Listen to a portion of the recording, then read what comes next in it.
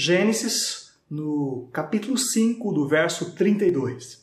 Gênesis, capítulo 6, do versículo 7 até o 14. Gênesis, do capítulo 7, versículos 5 e 6, você vai identificar o cerne dessa história. Eu vou contar uma outra história para chegar nessa história, ok? Acompanhe a história. Imagina você, pensa de maneira rápida, pense. Uma criança rapidamente entra correndo em sua casa gritando: papai, papai, papai, papai, vem ver papai, vem ver papai, vem ver papai, vem ver, vem ver. O pai então responde: mas vê o que, meu filho, vê o que? Vem ver o barco, pai, o barco grande, vem cá ver. E o pai então sai, pegado na mão daquele garoto de 5 anos, saindo pelo fundo de casa no terreiro, até que ele chegou numa clareira, numa clareira limpa, e ele viu ali de longe um grande barco, o esqueleto de um grande barco sendo construído, enorme. No meio de muita areia, aquele barco sendo construído. O filho olha lá, pai, o barco, pai, o barco. O pai olha para aquele filho, dá um sorriso e diz assim: fica tranquilo, meu filho, esse barco aí é de um velho louco, um velho gagá chamado Noé, ele está fazendo um barco, diz que vai chover. Olha aí que céuzão azul, é bonito, filho. E ele, com essa ideia de que vai chover, ele é louco, está construindo esse barco aí, é o jeito dele viver, já está velho. Vamos brincar aí, brinca aí, tá? Brinca aí, mas não chega lá perto, não pode cair alguma coisa perto em você, tá bom? Não se machuca, não. Fica por aqui, deixa aí. Ele é doido, ele é doido da cabeça. Só que a Bíblia diz que a construção do barco durante o dilúvio, que salvou as pessoas, demorou um tempo significativo para ser construído. A Bíblia diz que demorou entre 100 anos. 100 anos foi o tempo em que Noé começou a construir a arca. 100 anos depois que caiu as águas, que choveu, a grande chuva do dilúvio. Já que foram 100 anos, dá para eu entrar nessa história da seguinte maneira. Imagina você que esse garotinho que inicia a história, ele cresceu. Ele cresceu, tinha 18 anos. Ele só tinha visto o esqueleto do barco. Se ele já tinha visto o esqueleto do barco, imagine você, faz de conta apenas, é uma história. Faz de conta que já havia passado já mais ou menos aí uns 70 anos. Estava pronto o esqueleto do barco. Ele viu quando tinha 5 anos o esqueleto pronto. Ainda restavam 30 anos ainda até que o barco ficasse pronto. E aí ele cresceu. Estava um jovem adulto já. E ele começou a namorar. Esse jovenzinho. Vamos dar nome para ele? Vamos chamar ele de Pedrinho. Pedrinho, histórias infantis, né? É gostoso usar esse nome Joãozinho, mas vamos usar Pedrinho. Pedrinho então começou a namorar com a Maria. Mariazinha. Isso, os dois namoravam. Namoravam e estavam ali juntos. Eles gostavam de sair quando já tinha uma lua cheia, acompanhado dos olhares paternos e maternos ali. Eles iam ver aquela lua cheia e ficavam de mão dadas, trocando conversas agradáveis, que todos os namoros existem. Você sabe muito bem o que é isso. E aí eles chegaram naquela grande clareira, tinha um pedaço de toco ali, um toco grande, uma tora. Os dois sentaram, se deram as mãos e ficaram olhando a lua. E a lua fazia então a sombra naquele barco quase pronto agora. Não era só o esqueleto que ele havia visto quando ele havia 5 anos de idade. Já agora o barco quase pronto. Faltavam alguns detalhes, quem sabe algumas tábuas em cima, algumas telhas, alguns detalhes apenas para finalizar o barco. Maria dá uma olhada séria para aquele barco. Olha para Pedro e pergunta assim: Pedro, esse velho aí diz que vai chover. Está quase terminando o barco, hein, Pedro? Olha lá, ó, quase no finalzinho. E aí, Pedro, quando ele terminar, ele vai entrar dentro, com a família dele vai chamar as pessoas para entrar dentro para salvar da chuva, que ele falou que vai chover. Difícil pensar que vai chover, olha o céu estrelado, tem nem nuvem. Nunca choveu, como é que vai chover, né? Mas eu fiquei pensando agora, olhando, daqui a pouco ele vai terminar. E quando ele terminar, e ele pedir para as pessoas entrar dentro, nós, eu e você, a gente vai entrar? Essa pergunta pegou o Pedro de surpresa. Pedro baixou a cabeça, deu uma olhada e disse assim: meu pai disse que história bobeira, esse velho é louco, é doido, vai chover não. Quando chegar mais perto, a gente pensa nisso. Mas agora não vamos pensar nisso, não. Vamos continuar aqui a nossa conversa tão agradável. Afinal de contas, eu amo você. A gente vai pensar em se casar. Vamos casar logo, né? Vamos começar a pensar os preparativos do casamento. Eles conversaram aquela conversa sobre o barco. E foram conversar sobre outras coisas de namoro. E o tempo passou. Imagina você agora que aqueles dois, Pedrinho e Maria, se casaram. Se casaram e agora estão felizes. E depois de alguns anos, então, de casados, eles têm um filho. E agora vamos nascer o filho. E o filho, vamos botar o nome de Joãozinho. Vamos botar o nome de Joãozinho nesse filho. Isso. Joãozinho, então, tem 5 anos. Joãozinho entra em casa correndo, gritando pro papai dele, Pedro.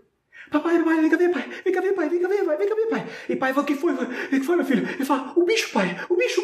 E Pedro olha para o Joãozinho e fala, que bicho, filho? Que bicho? O bicho lá fora. O meu bicho. E aí ele sai para ir lá fora, querendo ajudar o seu filho. Talvez fosse um bicho que queria pegar o seu filho, algum bicho perigoso. E ele saiu à procura do bicho no quintal de casa, mas não viu bicho nenhum. E viu o filho correndo pelo fundo de casa. E ele vai atrás do filho, porque está preocupado com o bicho. E eles chegam naquela clareira. E ao chegar na clareira, então, Pedrinho, que agora é Pedro, pega o seu filho rapidamente no colo e segura com os seus braços, porque vê um grande número de bichos se aproximando. Casais de bichos. Casais de girafa, de elefante. Era perigoso porque tinha um casal de leões. Também tinha ali araras. Muitos bichos se aproximando, sem mão nenhuma, sem ninguém tocar. Eles simplesmente vinham, subiam por uma rampa até a arca, aquele grande navio, e entravam e se acomodavam ali dentro. O interessante é que era uma fila enorme de casais de bichos, que quase perdia-se a vista. Ali tinha um monte de bichos, e eles entravam ali naquela arca e se acomodavam em seus alojamentos devidamente preparados. Pedrinho segurou então o seu filho porque ficou com medo, tinha tigres, né? Tinha leões ali, tinha vários tipos de bichos perigosos, e ele segura o seu filho e fica uma distância segura, apenas observando. O interessante é que não é só ele que está vendo, muitas pessoas se aglomeram, afinal de contas, quem é que não gosta de ver bichos, né? Bichos grandes, então, uma grande multidão se aglomera ali perto. Alguns sobem na árvore com medo de algum ataque de animal e ficam olhando. Logo chega Maria e segura o braço firme de Pedro. E olha, o que está acontecendo? Eu ouvi nosso filho gritando, o que foi? E Pedro aponta, olha lá os bichos entrando na arca. E a família fica ali em volta, olhando até que entra o último bicho. E quando entra o último bicho, então se coloca no topo da rampa, olha para aquele multidão de curiosos que viram os bichos entrando e faz o último apelo, faz o último discurso, o apelo de alguém que quer salvar alguém. Você consegue imaginar o quão forte e impactante é? Você consegue imaginar as palavras que ele usou para apelar ao coração daqueles homens e mulheres curiosos para entrar e salvarem as suas vidas das muitas águas que sobreviriam? Eu não consigo imaginar, mas eu tenho absoluta certeza que ao final desse apelo, convidando encarecidamente para que as pessoas entrassem na arca e salvassem suas vidas, terminou as lágrimas. Eu não tenho dúvida que terminou as lágrimas. Ele apela, por favor, vamos entrar, vai chover, entrem, salvem suas vidas. Os animais já estão lá dentro protegidos, faltam vocês, entrem, tem muito espaço. E Maria, as mulheres são muito mais inteligentes, isso é uma grande verdade. E a Maria olha para Pedrinho e diz assim, mas meu marido querido, é o seguinte, e se for verdade? E se chover mesmo? E se for verdade? Pensa um pouquinho, Pedro. Nós temos um filho de 5 anos, Joãozinho, que está aí nos seus braços. Se for verdade e vier a chuva, que nunca choveu, é verdade que nunca choveu, mas e se for verdade, que nos custa entrar na arca? Se for verdade, nós salvamos a nossa vida e do nosso filho. E se for mentira? Se for mentira, depois a gente sai da arca. Mas, e se for verdade?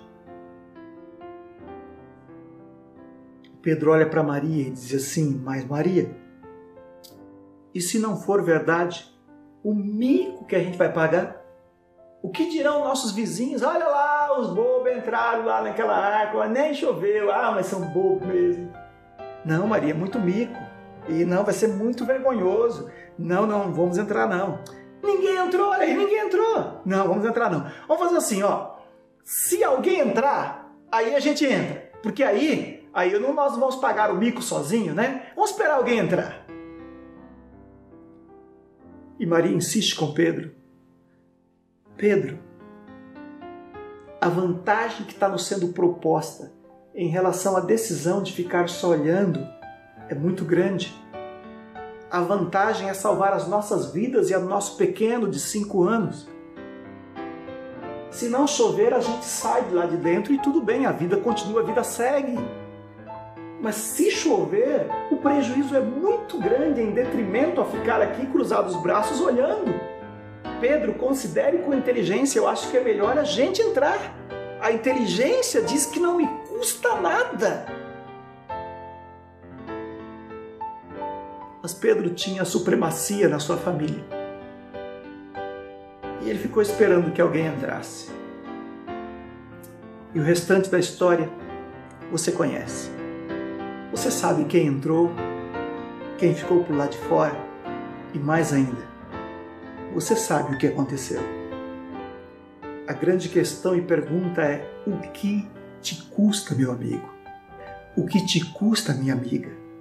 O que custa para você, minha jovem querida? O que custa para você, meu jovem querido? Da mesma forma hoje,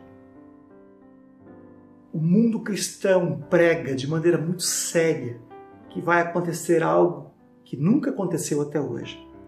Um homem descerá dos céus com poder, grande glória e com todos os anjos reunidos. Jesus virá buscar os seus. E aqueles que o amam e vivem de acordo com a sua vontade irão e morarão com Deus por toda a eternidade. Você acredita nisso? Se você não acredita, a pergunta que lhe faço é: o que te custa? A proposta da vida eterna que está sendo proposta para você e para mim. A vantagem de uma vida eterna com Deus, em prejuízo de uma perdição e de uma inexistência por completa, é muito grande. Você percebe que existe maior vantagem em não só crer na volta de Jesus, como se preparar para tal? Ou será que você será como aqueles antediluvianos, que apenas ficaram observando e esperando que outros entrassem, ao invés de você tomar a decisão de aceitar a Jesus como seu Salvador pessoal? E se preparar para a volta de Jesus? Eu sei, isso nunca aconteceu, nunca abriu-se o céu e desceu anjos do céu ou Jesus. Não há histórico na humanidade sobre isso, mas há uma promessa de Deus: voltarei outra vez para que onde eu estejais vós também. Há uma promessa, há uma necessidade de preparo, de aguardar a volta de Jesus, de obedecer a sua lei e viver de acordo com a sua vontade para alcançar tal graça. Se for verdade, você consegue imaginar o lucro e a vantagem que você terá de uma eternidade de existência isenta de dor, de sofrimento, de lágrima. Mas se você insistir em não usar a cabeça o mínimo, você insistir em permanecer no estado que se encontra, o prejuízo é grande. Ele virá e você não terá a vida eterna. Ele virá e você não irá subir. Ele virá e você será destruído. O que te custa? Quero terminar mostrando alguns textos e fazendo você refletir de maneira muito profunda, porque cabeça foi feita para pensar. E talvez este é o último apelo que você está tendo do Espírito Santo na sua vida. Talvez esse seja o último apelo. Acompanhe o texto. Diz assim: João, no capítulo 13, versículo 14 e 15, diz assim: e do modo porque Moisés levantou a serpente no deserto, assim importa que o Filho do Homem seja levantado, para que todo o que nele crê tenha a vida eterna. Viu você? Como os israelitas foram orientados a olhar para aquela cobra enrolada numa haste, uma cobra de bronze, Jesus lhe convida hoje: olhe para Jesus na cruz do Calvário. Olhe para Cristo. Você vai ser curado do pecado.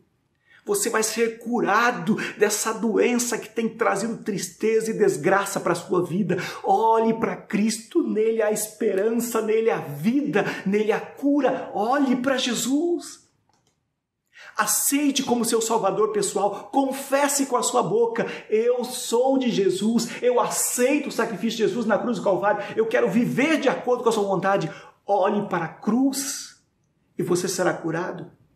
O que te custa fazer isso? O que te custa? E depois de olhar para a cruz, procure um local para você ser batizado, porque a Bíblia diz, você tem na tela, quem crer e for batizado será salvo. Lembra de Naamã? Posso fazer um paralelo perfeito nessa história. Olhe para Jesus na cruz do Calvário, como os israelitas olharam para a cobra de bronze e foram curados. Olhe para Jesus e seja salvo. Faça como Naamã, vá pedir para ser batizado nas águas, mergulhe nas águas, nasça de novo, porque quem crer e for batizado será salvo. Como Naamã mergulhou nas águas, peça o batismo para ser batizado, porque quem crer e for batizado será salvo. E depois que você olhou para Jesus na cruz do Calvário, depois que você foi batizado nas águas, entre na arca. A arca é a igreja. Entre em uma igreja onde os mandamentos de Deus são guardados. Entre em uma igreja em que as pessoas buscam colocar Deus em primeiro lugar na sua vida. Mas lembre-se, nessa igreja, como na arca, tem animais. E animais costumam fazer sujeira. E sujeira costuma cheirar mal. A igreja não é um local onde tem pessoas limpas, isentas e santas e corretas em tudo. A igreja muitas vezes é um local que cheira mal. É um local onde você tem que suportar o barulho do leão, o barulho da girafa, o barulho dos bichos, o mau cheiro dos outros integrantes que estão nessa arca. Mas mal cheirosa que seja, mas barulhenta como possa ser, mas cheia de problemas como possa ser, é o único lugar onde tem salvação. Em toda a terra durante o dilúvio, o único local onde a vida foi garantida foi dentro da arca, imperfeita e cheia de mau cheiro como estava. Mas era o único local onde a salvação era possível ter. Você consegue entender? Aceite a Jesus, seja batizado, frequente, congregue numa igreja onde as pessoas guardam os mandamentos de Deus, onde seja uma igreja séria, mas não espere encontrar pessoas perfeitas. Não espere isso. Você não vai encontrar pessoas perfeitas na igreja. A igreja não é o céu. A igreja é uma arca cheia de animais que fazem suas sujeiras ali e que cheiram mal e que fazem barulho. Mas ali só tem salvação, é só ali. Não saia da igreja por causa dos outros. Porque lá no mundo não tem salvação. Salvação é só dentro da arca. Pense nisso. Esse texto fará você fremir o seu corpo inteiro. Dá uma olhadinha no texto. Mateus 24, versículo 38 e 39 diz assim: porquanto, assim como nos dias anteriores ao dilúvio, comiam e bebiam, casavam-se e davam-se em casamento, até o dia que Noé entrou na arca, e não perceberam, senão quando veio o dilúvio e levou a todos. Assim será também a vinda do Filho do Homem. Percebeu você? A volta de Jesus será igualzinho antes do dilúvio. Nunca tinha chovido, assim também nunca nenhum homem desceu do céu com milhões de anjos, como a promessa que Jesus voltará. Nunca tinha chovido. Como nunca tinha chovido, ninguém acreditou que choveria, ficaram lá de fora, como foi nos dias anteriores ao dilúvio. Assim será a vida do Filho do Homem. Ninguém acredita que Jesus vai voltar, ninguém acredita que o céu vai se abrir e milhões de anjos voltarão com Jesus para buscar os seus. E assim como eram nos dias anteriores ao dilúvio, seria e será antes da vinda do Filho do Homem. O povo come, bebe, casa-se, se dá em casamento, compra, gasta, trabalha e ninguém está preocupado com a sua vida eterna. E eu te convido a você, meu amigo, o que te custa? Vai que seja verdade. Vai que seja verdade que Jesus de fato volte mesmo e que você tenha uma vida eterna a ganhar e uma perdição a perder. O que te custa escolher a vida para que vivas e não a perdição para que se perca? O que te custa? Vai que é verdade. Por quê? Porque se não for verdade, o que você perdeu? Pensa comigo, se não for verdade que Cristo voltará, se não for verdade que multidões de anjos vêm com ele para levar os seus escolhidos para o céu, quem? Aqueles que lhe amam e guardam os seus mandamentos. Se isso não for verdade, se você acreditou nisso e isso não foi verdade, o que você perdeu? Se não for verdade, o caminho que eu e você seguiremos, se não for verdade a volta de Cristo, é o mesmo de todos os seres humanos e os animais. Nós morreremos, seremos enterrados e apodreceremos e a vida acabou. Porque não é verdade, Jesus não existe, então isso acabou. Mas e se for verdade, meu amigo? E se a história de Cristo não só é verdadeira, como está na iminência de se cumprir a sua volta? Se for verdade, se você não escolher Jesus, imagine o que você vai perder. Imagine o desespero e a angústia quando você acordar e perceber que já é tarde demais. Decida-se hoje ao lado de Cristo. Decida-se hoje ao batismo. Decida-se hoje a frequentar uma igreja das pessoas que guardam os mandamentos de Deus. 2 Pedro 3, 5-7 diz assim: porque deliberadamente esquecem que ao longo do tempo houve céu como terra, pelo qual veio aparecer o mundo daquele tempo afogado em água. Ora, os céus que agora existem e a terra, pela mesma palavra, têm sido entesourados para o fogo, estando reservado para o dia do juízo e da destruição dos homens ímpios. Não há necessidade de comentário algum nesse texto. Reflita a profundidade da veracidade desse texto inspirado. E Provérbios 1, no versículo 32, eu quero fazer você pensar.